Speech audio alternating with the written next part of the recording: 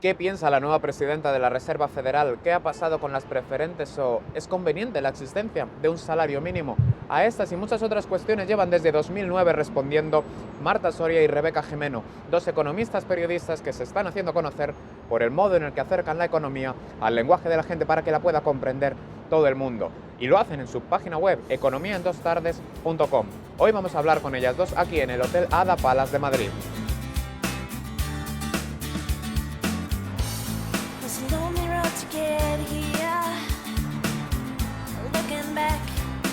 Marta Soria, Rebeca Jimeno, ¿por qué es importante que la gente sepa más de economía? Vivimos en un sistema capitalista y tenemos que saber un poco cómo funciona el dinero. Decía Galbraith, que fue uno de los primeros economistas a intentar acercar la economía a la gente, que si entendíamos la actividad económica entendíamos la mayor parte de nuestra vida. Y si no hacemos ese esfuerzo, lo que estamos haciendo, decía él, era abdicar nuestro poder a las personas que comprenden, que creen comprender o que fingen que comprenden la economía. Marta, ¿qué noticias han sido las más importantes a nivel económico en este año que nos deja? Bueno, pues este año que está a punto de acabar, sobre todo yo creo que ha sido el año en el que España ha dejado de estar fuera de los focos de todos los mercados. El año anterior era el de nuestro rescate, rescate a nuestros bancos, no se sabía si iba a tener que ser rescatado España como país, y en 2013 todas esas dudas se han disipado y hemos quedado un poco fuera de todo ese peligro y de los ataques de los mercados. Y en esta última parte del año, de lo más pendiente que estamos es de cuándo todo eso va a pasar a la economía real y cuándo España va por fin salir adelante. También ha sido muy importante este año, dentro de las reformas que se nos pedían para dar por concluido nuestro rescate, que en este otoño ha dicho ya Bruselas que el rescate de la banca ha terminado, que reformáramos las pensiones. Esta reforma ha sido crucial, estamos todavía viendo los flecos, a ver cómo acaba, pero va a ser muy importante también de cara a los próximos años. ¿Creéis de verdad que se puede aprender economía en 2 tardes, como decía ese micrófono indiscreto de Zapatero? Bueno, yo creo que lo que decía es que en 2 tardes podía terminar de pulir los aspectos que le quedaban por aprender, ¿no? Yo creo que en 2 tardes, la filosofía de las 2 tardes es como... Por eso tenemos una tetera de imagen en el blog, porque sentado tomando un té puedes aprender de economía, no hace falta que estés con un libro de texto súper gordo, súper aburrido y con un lápiz y una calculadora para saber de economía. Entonces nosotras en un par de posts, por ejemplo, en una tarde puedes aprender cómo funciona la bolsa, qué es un bono, la prima de riesgo, por qué te importa el rescate a los bancos, y eso sí que son cosas que se pueden aprender en una tarde. Luego la gente, si quiere ir más allá, pues tiene que estar más pendiente de las noticias y profundizar. ¿Qué opinas, Marta? Pues exactamente lo mismo, no, en 2 tardes no se puede aprender la economía, pero sí puedes ir aprendiendo conceptos, y sobre todo era nuestra manera de decirle a la gente: piérdele el miedo, no tengas miedo, porque puedes aprender ciertos conceptos y se te explica de una manera pues sencilla y con una terminología que cualquiera, o sea, traducir todos esos términos tan complejos de la economía a un lenguaje que cualquier persona pueda entenderlo. ¿Qué explicaríais sobre economía y mercados financieros a un inversor particular en 2 tardes?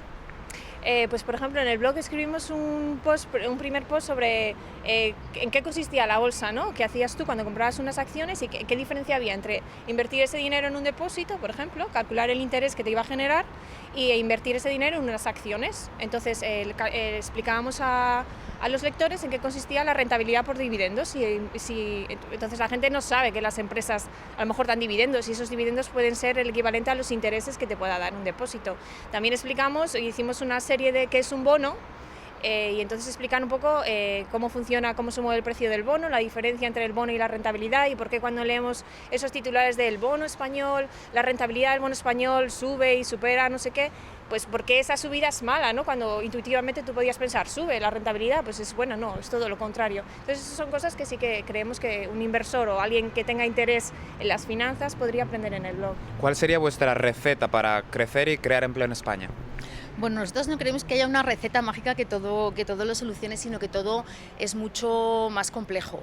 Pero de todas maneras, lo que sí pensamos es que desde luego es muy importante que haya mucha más inversión. El otro día en Twitter había un tuit que me gustó mucho de Conde Ruiz, que decía que la recuperación pues no va a venir porque primero haya más consumo, que se está intentando fomentar el consumo, y entonces luego habrá inversión y luego habrá empleo, sino que sea al revés. Primero tiene que haber inversión, cuando haya inversión se creará empleo y después vendrá vendrá el consumo. Y luego también creemos que es muy importante que se facilite a la gente el emprender.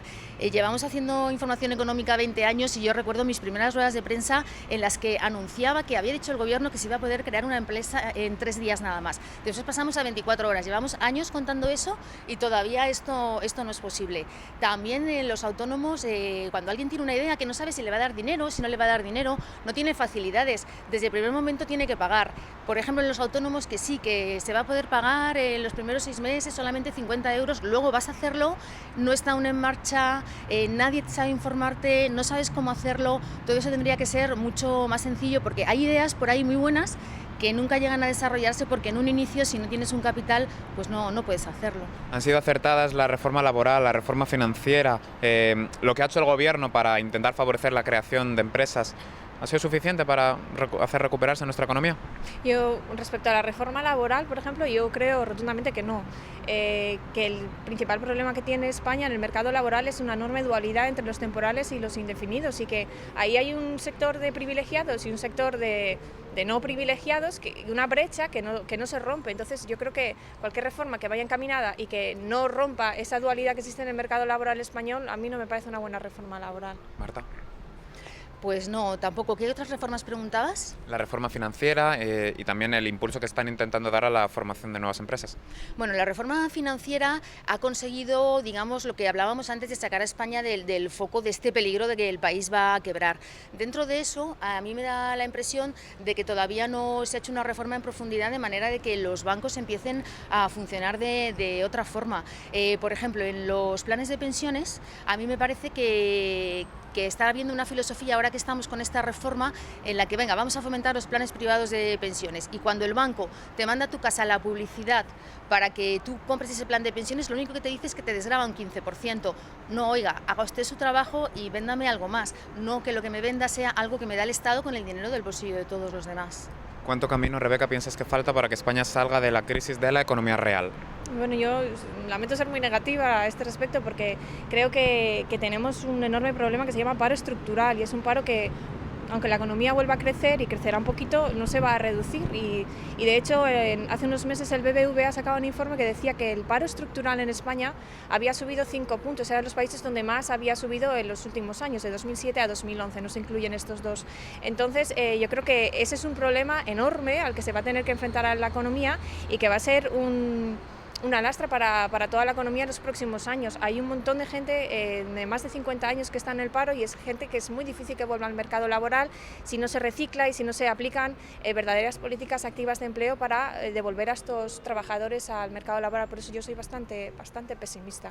Sí, porque además tú también, respecto a la pregunta de recetas para salir de la crisis, tú tenías una muy clara, ¿no? Sí, yo la parte que me toca. Siempre lo he pensado, pero ahora lo pienso todavía más. Yo pienso que la educación es clave y es un tema en el que no se está incidiendo. Lo que no puede ser es que una persona de 25 años no sepa las matemáticas básicas, por ejemplo, no sepa calcular un porcentaje. Es que Pero España es de los países que más dinero invierten en educación. ¿Qué hacemos mal?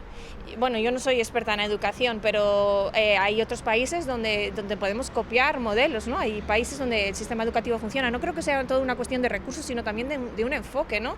Pienso que la gente debería saber más matemáticas, incluida yo. A mí me encantaría saber más matemáticas, pero una persona, insisto, yo en la vida real, con gente, claro, cuando dices la economía la gente no la entiende. Es que si te fallan las matemáticas básicas, ¿cómo vas a entender la economía si no sabes calcular un porcentaje o calcular la rentabilidad de un producto, que es una operación hiper sencilla y que aprendimos cuando teníamos 14 años, pero se nos ha olvidado porque se nos explicó mal o porque está mal enfocado? Entonces yo pienso que la educación es un tema donde habría que incidir y hacer un consenso de un sistema educativo que realmente forme bien a la gente y estemos preparados. Por ejemplo, en las preferentes, que es un tema que en este año 2013 hemos tenido toda la resaca, junto con los desahucios han sido los dos temas de resaca que todo empezó el año anterior, pues aquí si hubiera habido un poco más de conocimiento no hubiera ocurrido esto. Nosotras en 2009 escribimos un post que titulamos De preferentes nada, en el que explicábamos en 2 tardes que de preferentes nada, que solamente tenían el nombre, primero porque no daban ninguna preferencia, ni de derecho de voto ni nada, y porque tampoco daban preferencia de derecho de cobro en caso de quiebra. si la gente lo hubiera leído mejor, o se hubiera por lo menos cuestionado si este producto era bueno o este producto no era bueno. Entonces la gente a lo mejor dice, bueno, entonces ¿qué eran las preferentes? Pues eran un instrumento para que los bancos generaran su capital, para que llenaran su despensa, y luego resultó pues que esa despensa en otros momentos que se vendieron preferentes estaba muy bien, pero esta vez estaba llena de ratas. Pues muchísimas gracias por pasar con nosotros este rato para Consenso del Mercado y The Corner en el Hotel Hada de Madrid, enfrente de este edificio tan singular, Metrópolis de Madrid. A nuestros lectores, a nuestro público, citarles si queréis para que visiten vuestro blog. Decirles cómo se llama. Pues se llama Economía en 2 tardes, economiaendostardes.com, y también estamos en Twitter con 2 tardes. Muchas gracias. Gracias.